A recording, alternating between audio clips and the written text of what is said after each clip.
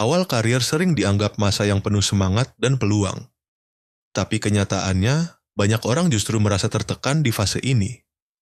Ekspektasi tinggi, jam kerja panjang, beban yang terasa belum sesuai dengan kemampuan, dan lingkungan kerja yang menuntut bisa membuat kita kewalahan. Mungkin kamu pernah merasakannya baru beberapa bulan kerja, tapi udah merasa capek secara emosional, mulai kehilangan motivasi, dan bahkan mulai mempertanyakan pilihan karirmu sendiri. Itu bukan kamu lemah.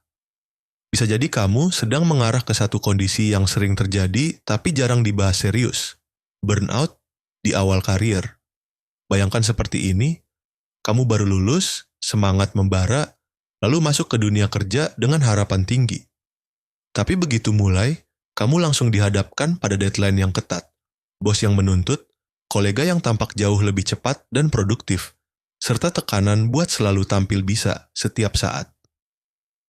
Kamu takut dianggap nggak kompeten, jadi kamu kerja keras, lembur, bahkan bawa pekerjaan ke akhir pekan.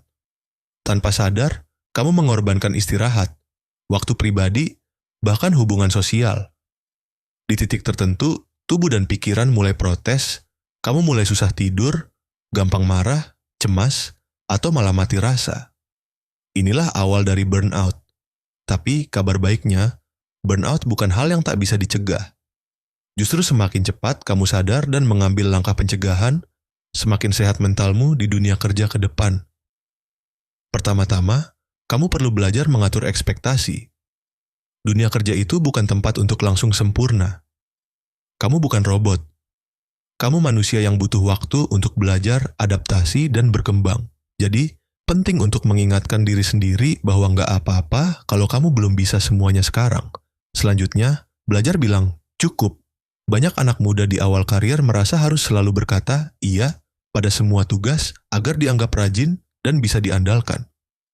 Tapi, itu bisa jadi jebakan. Terlalu banyak beban tanpa batas yang jelas bisa menggerus energi mental. Mulailah membuat batasan kerja yang sehat. Kalau kamu merasa lelah, beri waktu untuk istirahat.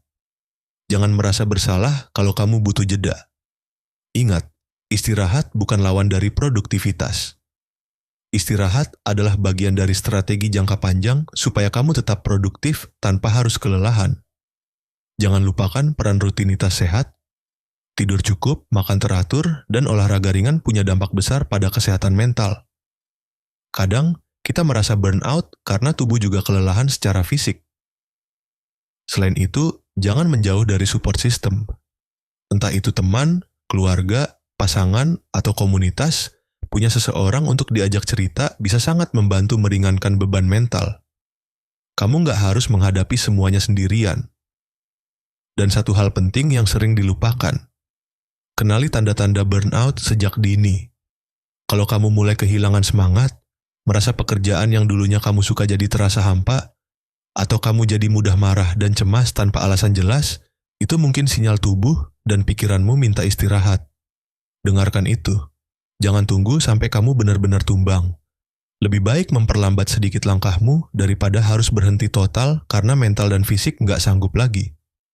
Awal karir memang bukan fase yang mudah. Tapi dengan kesadaran, manajemen diri, dan keberanian untuk menjaga batasan, kamu bisa melalui masa ini dengan lebih stabil dan sehat. Kesuksesan itu maraton, bukan sprint.